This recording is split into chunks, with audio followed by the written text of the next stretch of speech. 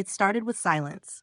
A quiet arena, no dancers, no opening VCR, just one spotlight, one man, one microphone, and then his voice. From the very first note, the crowd was stunned. Not because it was loud, but because it was real. No one expected that a concert without backup dancers, flashy costumes, or giant special effects could feel this huge.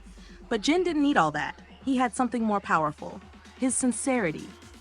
What happened next? Every single seat gone. From Anaheim to Newark. 8 shows, all sold out. But while fans were still in awe from this unforgettable tour, something unexpected happened off stage too. Jin was inducted into the Hall of Fame, again, for the 4th time.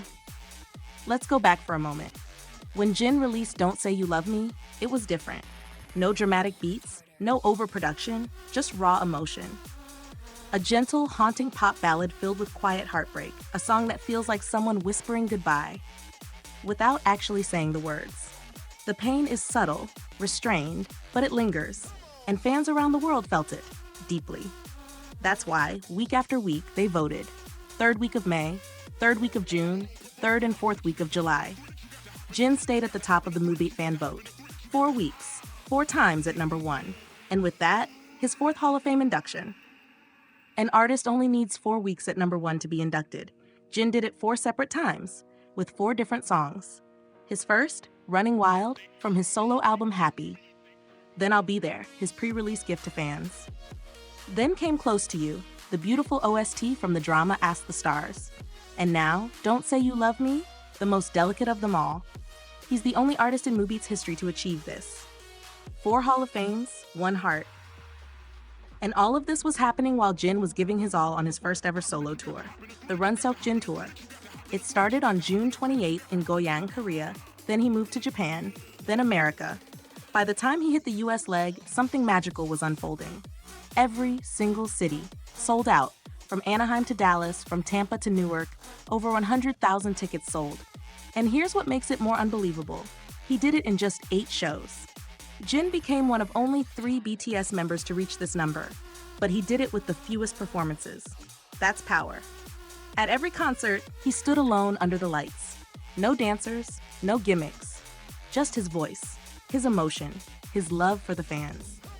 In Newark, the Prudential Center gifted him a hockey jersey with Jin 1 on the back. The moment he appeared wearing it during soundcheck, the arena exploded. Not just because he looked flawless, though he did, but because the connection between him and the crowd felt sacred. People cried, laughed, sang along. And when Jin smiled between songs, it felt like the world paused. But the love didn't stop at the stage. In Anaheim, he received a custom game console with his own image on it. In Tampa, the arena set up a special space called Jinkady, a backstage arcade dedicated to him. Atogi, the ramen brand he models for, even handed out Jin ramen to every audience member, creating a warm, comforting bond between fans who shared noodles and memories. In Dallas, the entire city was painted purple. Businesses collaborated. Fans filled the streets. It wasn't just a concert, it was a celebration of Jin's presence. At every stop, Jin gave his all.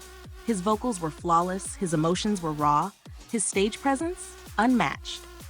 But what truly left people breathless was how much heart he poured into every single moment. He didn't just perform, he connected, he listened, he felt. Now the tour continues to London and Amsterdam, and the final performance?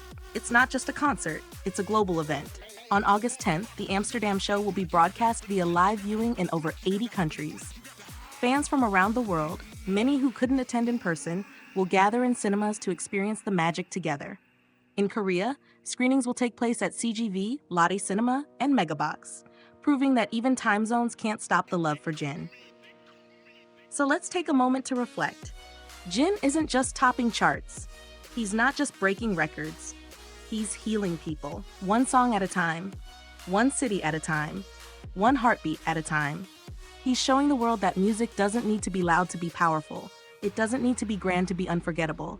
It just needs to be honest. And Jin? He's the most honest artist there is.